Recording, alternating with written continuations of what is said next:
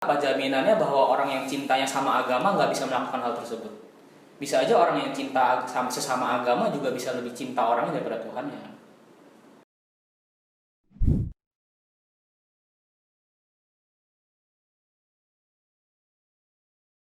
Nama gue Donald, pekerjaan gue mahasiswa.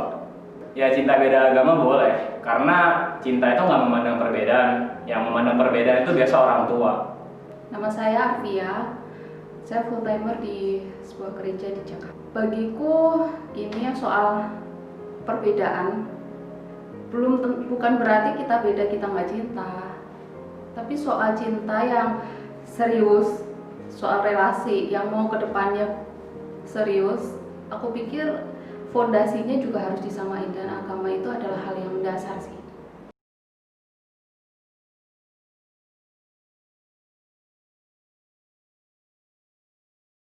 Pacaran beda agama adalah dosa. Ya simpel aja sih. Apa yang salah dari pacaran beda agama?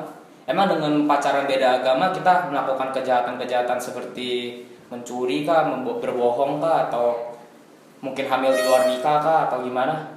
Kan kalau dengan pacaran di luar agama kita tetap pacaran, hanya saja statusnya beda agama, tapi tidak ada kejahatan yang terlibat. Aku sih, kenapa cinta beda agama itu dosa? Karena segala sesuatu yang kita kasihi melebihi Tuhan itu berhala, dan berhala itu dosa. Nah, aku pikir juga hampir semua orang yang beragama, hampir semua orang beragama secara umum juga secara implisit maupun eksplisit juga akan menentang sih cinta beda agama. Ya kalau bisa, pasti mereka punya pacar yang seagama.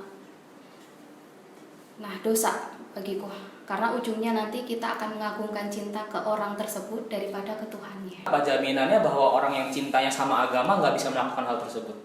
Bisa aja orang yang cinta sesama agama juga bisa lebih cinta orangnya daripada Tuhannya. Jadi yang jadi penghalang di sini bukan beda agamanya, tapi orangnya. Justru sebenarnya aku pikir kalau orang cinta benar-benar cinta sama Tuhannya, ya pasti dia akan cari pasangannya juga pasti lebih benar-benar. Nggak akan nyari pasangan yang nggak cinta sama Tuhannya yang sama. Sama agama itu tidak mendidik dia dalam kebenaran, malah bikin dia jadi istilahnya katanya meleset dari sasaran, tidak jadi benar malah jadi salah. Itu lebih baik gimana? Apakah lebih baik dia mempertahankan hubungan dia dengan yang sesama agama itu tapi ngomong kasarnya hubungannya toksik, atau lebih baik dia cari yang berbeda agama tapi hubungannya baik, yang bisa bikin dia jadi lebih baik, bertumbuh? Relasi yang hubungan yang kayak gitu tuh cuma relasi yang ya cuma di permukaan aja sih. Kalau ngomongin soal bertumbuh, semuanya harus kaitannya sama punya kerohanian yang bagus, bukan aku sama dia bisa saling memperhatikan, saling mempedulikan, dia kurang ini aku bisa kasih masukan. Hubungan yang baik itu hubungan yang bisa sama-sama membawa bertumbuh itu ke Tuhan, bukan hanya di dalamnya gitu loh.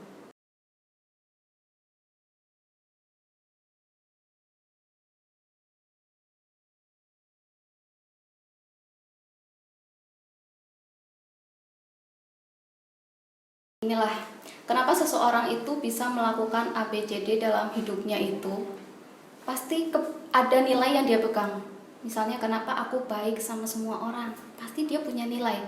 Kalau orang yang punya, seseorang itu harus punya karakter A, B, C, D. Nah, di belakang itu pun juga ada yang mempengaruhi kenapa orang itu punya nilai seperti itu. Itu keyakinannya, agamanya. Kalau sampai beda, logikanya aja gini, pacaran sesama nggak usah pacaran dulu, temenan sesama cowok itu berantem sering pasti, apalagi sesama cowok cewek pasti lebih sering lagi berantem. Apalagi ditambah lagi ada satu hal yang mendasar dalam hidupnya, ada nilai di bawah nilai, ada kayak kepercayaan di dalam dirinya yang dua-duanya itu udah beda. Itu mah sulit. Lu segampang itu untuk pindah agama hanya gara-gara pacar lu beda agama? Sorry to say aja, moral lu tuh rendah banget, prinsip lu tuh rendah banget, weak. Even though dia membuat lu menjadi orang yang lebih baik. Menjadi lebih baik itu kan orangnya, bukan agamanya. Bukan dari ajaran agamanya, tapi dari orangnya, dari pacarnya sendiri.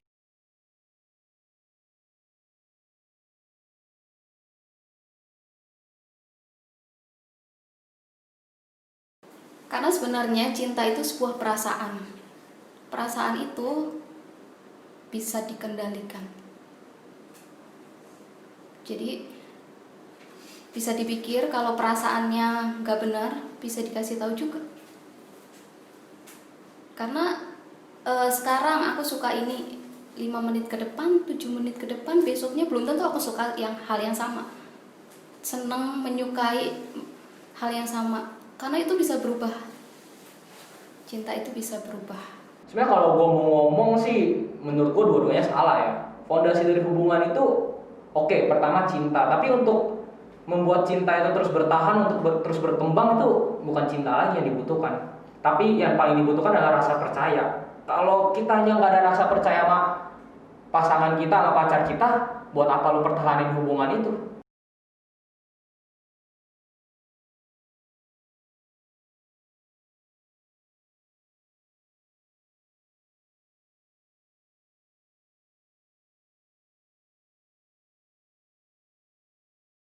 Kita ikut ibadah dia. Oke, kita ikut ibadah dia itu ada tujuannya dulu pasti. Kita mau menghormati dianya atau mau menghormati agamanya. Begitu. Karena yang gue lihat adalah ketika gue ikut dia misalnya pergi ke rumah ibadah dia, gue kan cuma datang sebagai pendengar, ngomong kasarnya jadi audiens doang dan bukannya menjadi pengikut agama tersebut. Jadi menurut gue sekedar datang itu nggak salah. Kalau aku nggak setuju sih. Orang kalau mempercayai satu agama tertentu, pasti dia akan mengikuti paket-paket yang lainnya, termasuk kegiatan beribadah agama tersebut. Nah, kalau kita ngikutin, kita mau jadi apa nih? Cuma jadi otomatis orang beribadah itu ya dia taat, berarti sedang taat sama agama yang dia yakini, patuh menjalankan perintah Tuhan yang dia percaya. Tapi kalau ada orang yang datang hanya sekedar iseng, bagiku ya ngapain ikut, hanya untuk menyenangkan pasangan, apalagi motivasinya seperti itu sih. Lain halnya kalau memang kita punya motivasi pengen kenal sih, itu agama kayak gitu, aku mau tahu, cari tahu. Itu beda sama kita asal ngikut demi nyenengin pacar.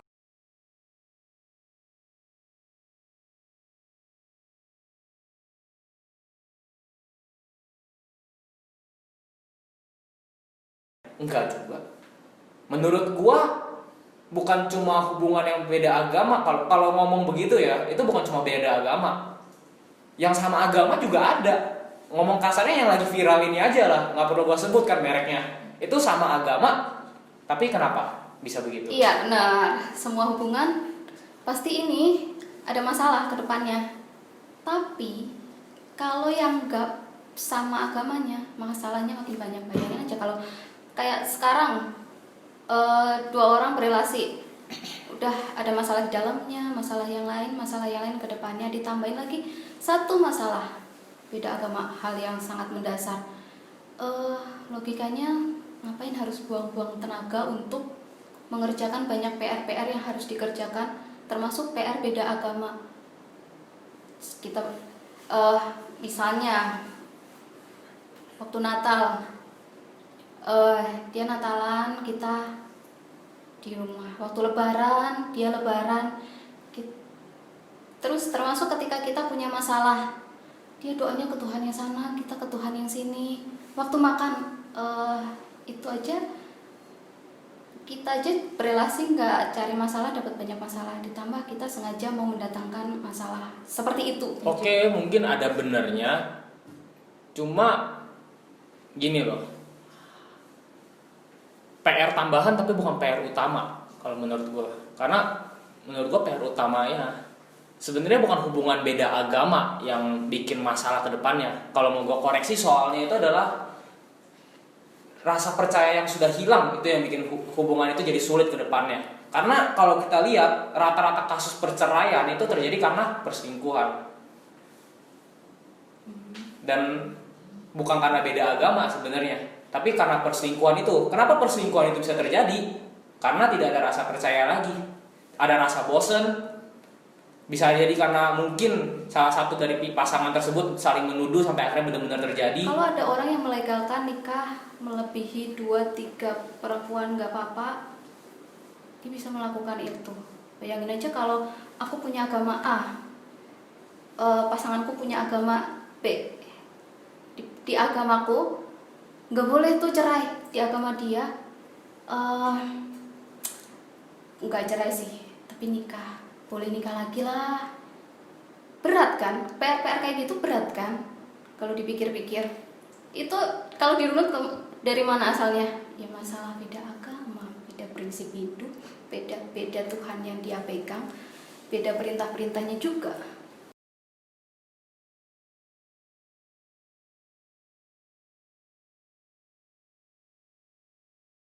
Oke, aku setuju sih, tapi kalau cinta yang mana dulu nih?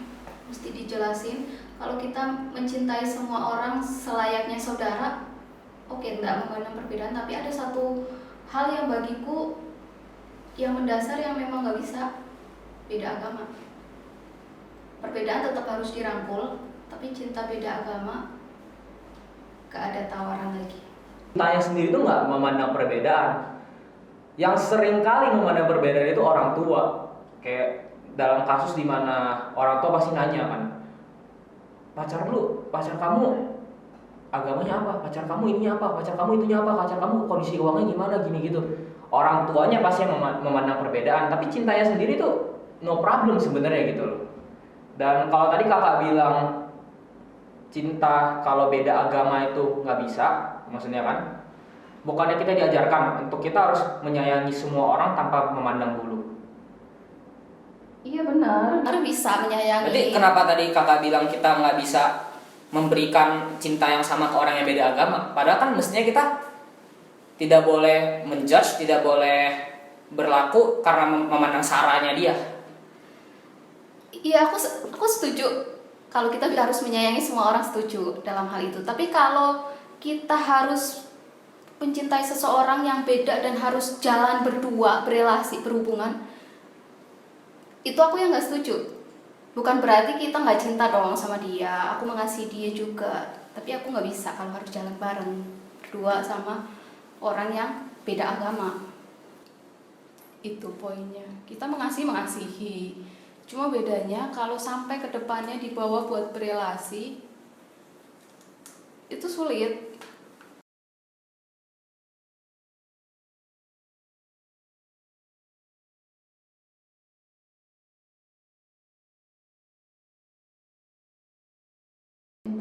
Cuma kalau misalnya jodoh kita yang beda agama itu dikasih Tuhan gimana? Kayak gini kan, maksudnya kayak di Alkitab, Hosea dikasihnya pelacur. Kayak menurut aku kita bisa dikasih dalam bentuk apa aja sih, maksudnya tapi berbeda lawan jenis ya maksudnya ya. Cuma cara kita berjalan dalam hubungan itu yang menjadi sesuatu yang penting, karena the process yang matters. Aku boleh bilang ini beda topik sebenarnya. Waktu cerita Hosea itu, kenapa Hosea itu nabi? Dia disuruh Tuhan untuk menyampaikan firman Tuhan, tapi pakai peraga. Dia harus mendatangi seorang saudara. Jadi beda konteks ya. Kalau dulu Tuhan ngomongnya jelas di Alkitab ya. Tuhan ngomongnya jelas, kamu harus kesana lakuin apa, nikahin wanita Sunda, jelas. Kalau zaman sekarang terus kita ngomong, kalau dikasih jodohnya sama Tuhan yang nggak seiman gimana? Ya tergantung persepsi, pemahaman kita tentang jodoh ya. Soalnya kalau kita ngomong kayak gitu, itu bisa terlalu subjektif nggak sih? Ngomongin jodoh, tergantung. Aku lagi pengen sama, kita bisa jadi mengatasnamakan kalau pakai kata jodoh ya, kan Tuhan kasih jodohnya aku sama dia, padahal sebenarnya kita udah tahu ya dia beda agama sama kita A, dia B. Kan Tuhan subjektif nggak sih? Atau karena itu alasannya kita merasa aku udah suka sama dia, cocok nih dalam hal ini. Subjektif nggak? Mesti perlu diuji banyak kali kan, apakah itu benar dari Tuhan atau sebenarnya Tuhan udah ngingetin enggak loh, kitanya aja yang ini.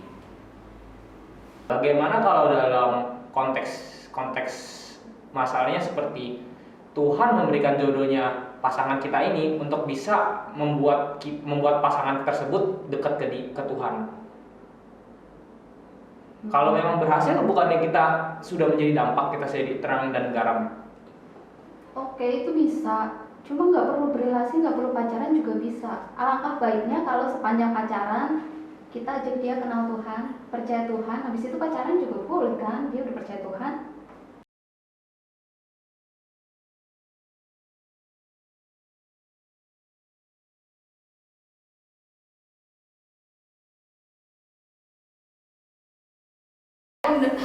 Aku nggak setuju. Karena apa? Soal toleransi nggak bisa dinilai dengan oh aku nggak bisa pacaran sama nih orang terus orang nganggap ngecap kita nggak toleran. Toleransi itu bukan berbicara soal aku nggak mau sama dia karena ini. Kita ini hidup di negara bebas, kayak kita boleh cinta sama lawan jenis yang pasti, cuma tidak dibilang harus sama agama kan. Kita negara bebas, kita boleh cinta yang beda agama. Cuma memang benar kalau yang memisahkan itu cinta sesama jenis. Itu memang saya juga tidak mendukung. Cuma kalau cintanya itu beda agama, siapa yang larang sih? Negara aja mensahkan aja kok gitu. Benar sih, maksudnya negara nggak melarang orang pacaran beda agama, tapi sampai nikah harus satu KTP sama agamanya loh. Itu jadi apa? Jadi satu bukti sih sebenarnya kalau negara aja mikir ya nikah seenggaknya satu agama, entah kamu Islam KTP, Kristen KTP, Buddha KTP, terserah, pokoknya di KTP itu agamanya sama.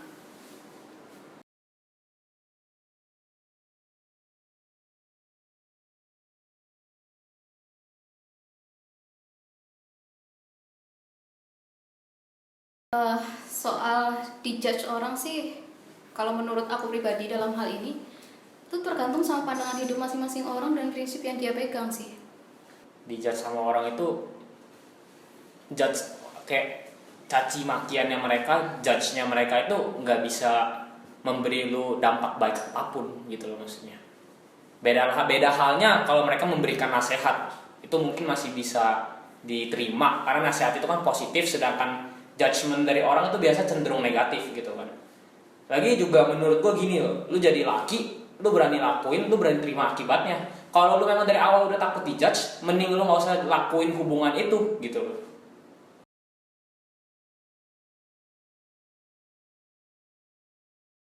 Berpegang teguh pada prinsip gua seperti di awal bahwa menurut gua cinta beda agama itu no problem.